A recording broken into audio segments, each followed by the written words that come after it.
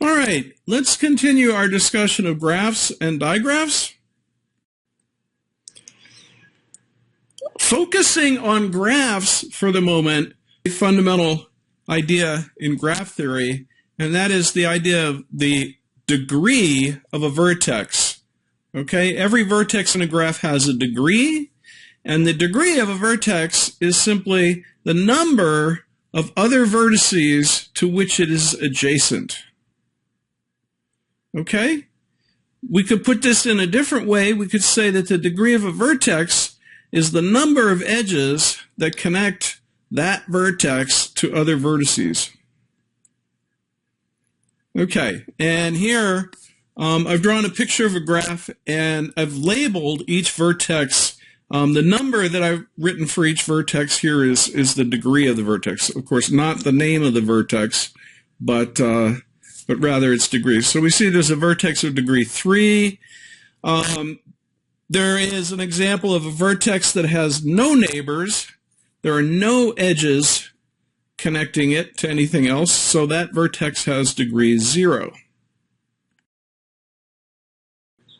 When we turn our attention to digraphs, the notion of degree really needs to be refined, and we really need to separate it into two parts, okay? So for each vertex, we'll speak about the in degree as well as the out degree. The in degree of a vertex is simply the number of arcs that lead into that vertex, and the out degree is the number of arcs that leave that vertex. Okay, so I got an example on the next slide, and I've written, for each vertex, I've written down their in degree in blue, and I've written the out degree in red. Okay, so in the middle there, we see there's a vertex. I'm claiming that its in degree is 3, and its out degree is 2. So let's check that real quick. If its in degree is 3, then there should be 3 arcs that come into it, right? The arrows point into it, and we see that that's indeed the case, right? And also it's clear that there are 2 arcs that leave that vertex. The arrows point out of it, and so that vertex has out degree 2, in degree 3, out degree 2. You can check the others. Okay, I think they're right. I've already discussed a little bit why computer scientists pay attention to graphs. They come up naturally in all kinds of problems, all sorts of real-world problems and so forth. And they also are a useful way to represent data sometimes. They help represent relationships between things, okay? You know, Bob likes Mary, so you could draw an arrow from Bob to Mary, and you could think of Bob and Mary as vertices in a digraph, and the arrow as reflecting the fact somebody likes somebody else.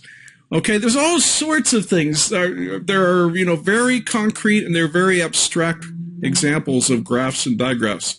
All right, so they become useful in computer programs where we want to represent information, relationships, and so forth.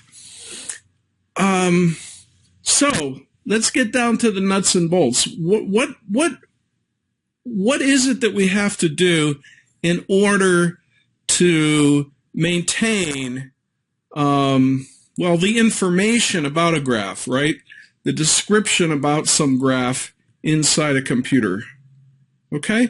That's what our goal is right now. We'd like to be able to internally, using some kind of data structure, represent a graph or a digraph. Okay? It turns out that there are a couple really common ways to do this, and perhaps the most common of all relies on something called the adjacency matrix. Okay? So let's discuss the adjacency matrix of a vertex, of a graph. In order to do this, we have to begin by ordering the vertices in some fashion. Now, it could be that our graph, you know, comes equipped with the vertices in some natural order. They might be numbered 1, 2, 3, 4, 5, and so forth. But if they're not, If they're just like maybe the vertices represent people, then we need to find some way to arbitrarily order them. Okay, so let's say that we have a graph with n vertices, and we've numbered the vertices, and we might as well begin with 0, right? That's common computer science practice. So we'll number our vertices beginning with 0 and ending with n minus 1. Okay, now I am assuming that you have enough understanding of, well, basic linear algebra to realize what a matrix is. But, all right, just to be on the safe side, a matrix is essentially just a table of numbers, okay?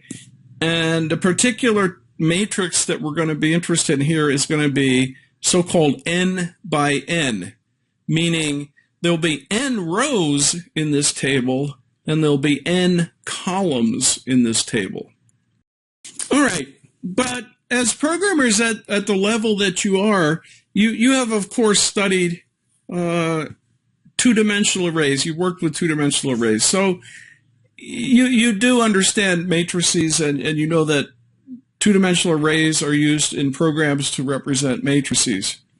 Okay, so we're going to have this n by n two-dimensional array named ADJ, standing for adjacency. This is going to be our adjacency matrix.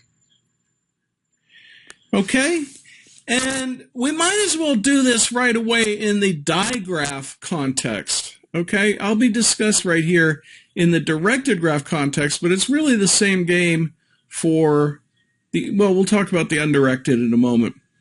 Okay, so what we're going to do, remember there's going to be one row for each vertex, and there's going to be one column for each vertex, and we'll set the value of ADJ bracket I bracket J to 1 if the graph has an arc that goes from vertex I to vertex J. Okay? But if there is no such arc from vertex I to vertex J, then we'll set ADJ bracket I bracket J to 0. Okay? If you think about this for a second, it really does describe everything we need to know about the directed graph. Okay? For each pair of vertices, we now have a way of knowing whether or not there's a directed edge from the first of those two vertices to the second. Okay. Well, now, what about if we switch to graphs? So I think, just quickly realize that if we were dealing with graphs, instead of talking about an arc that goes from vertex I to vertex J, we'd just be saying, is there an edge that connects I and vertex J? Once again, you can think of a ordinary graph as kind of a special case of a digraph. And then if you think about it further, you should be able to realize that that this matrix, in the case of a graph, in the case of an ordinary graph, this adjacency matrix is symmetric. Okay? That's because if there's an edge that connects vertex I and vertex J, then the same edge connects vertex J to vertex I. Okay? So ADJ bracket I bracket J is equal to ADJ bracket J bracket I. They're either both 0 or they're both 1. And what I'm saying there is true for ordinary graphs, for undirected graphs, right? We don't have that symmetry generally for directed graphs. Okay, so let's go back to directed graphs. Let's look at this example of a directed graph. Let's just focus in on a particular arc, say the arc that goes from vertex 3 to vertex 2. Okay? Because there is an arc from vertex 3 to vertex 2, we should find a 1 in row 3 and column 2. Okay, so go carefully check row 3 and column 2. Remember that we're following the computer science practice of beginning with a row number 0 and a column number 0. So row number 3 is really the 4th row, and column number 2 is really the 3rd column, right? And so if you go there, 4th row, 3rd column, you indeed see a 1 there, reflecting the fact that there is an arc from 3 to 2, okay? There is no arc from 3 to 4, so if we stay in row 3, but go over to column 4, which is really the 5th column, of course we find a 0 reflecting the absence of an arc from 3 to 4. Okay, so it's a pretty basic, simple thing. Make sure you get it.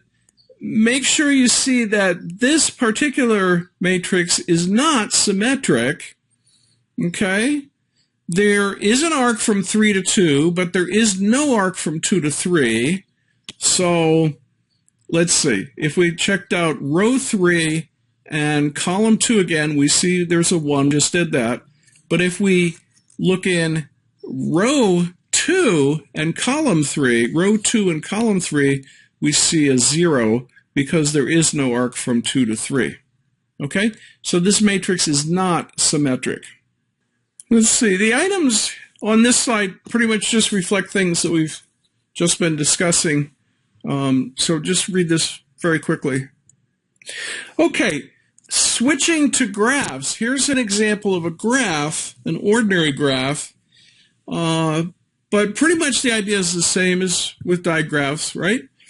Since there is an edge that connects vertex 3 to vertex 2, we again see that in row 3, column 2, we find that there's a 1, right?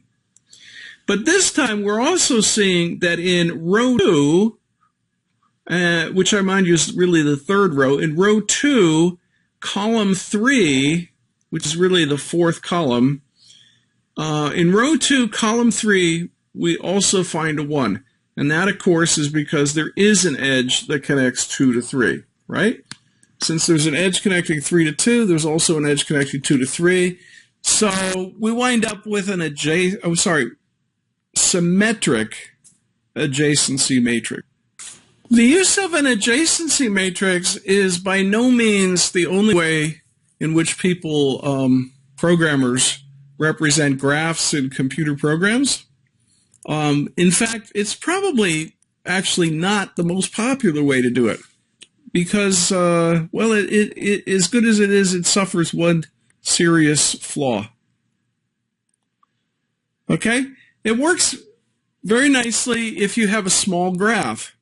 But if you have a graph with lots of vertices but a relatively small number of edges, this adjacency matrix approach is very wasteful in terms of memory, right? So think about, it wouldn't be all that strange to have a need for a graph that has 1,000,000 vertices, but only has 1,000 edges, okay? So if it had 1,000,000 vertices, well, how big would the adjacency matrix be? Well, that would be 1,000,000 by 1,000,000, right? 1,000,000 by 1,000,000. That would be 1 trillion entries in the matrix. 1 trillion zeros or ones. Okay? So that winds up being a very large amount of memory, and you only have 1,000 edges, so most of that memory would be filled with zeros. Okay? The information would be stored correctly, but you'd waste an awful lot of memory. The most popular alternative approach, alternative to the adjacency matrix, is what I'm inclined to call the adjacency lists approach. Okay, this is just a different way of storing the information about a graph inside a computer program. So what you do is you create an object for each vertex in your graph. So let's assume you have a class named Vertex and you instantiate that as many times as it takes so that you have as many x as you have vertices in the graph. Okay, and then each of these vertex objects is required to have as an attribute a list of some sort, or a pointer to a list of some sort. It could be an array, it could be a linked list, suppose it could even be a binary search tree. But somehow each vertex object has to maintain a list that is either pointers or references to other vertex objects. Okay? So effectively, conceptually, each vertex object is maintaining a list of other vertex objects, namely the vertex objects, well, in the case of an ordinary graph, to be the other vertex objects to which it is adjacent. In the case of a directed graph, it would be a list of vertices that you can get to by following an arc from the current vertex. Okay?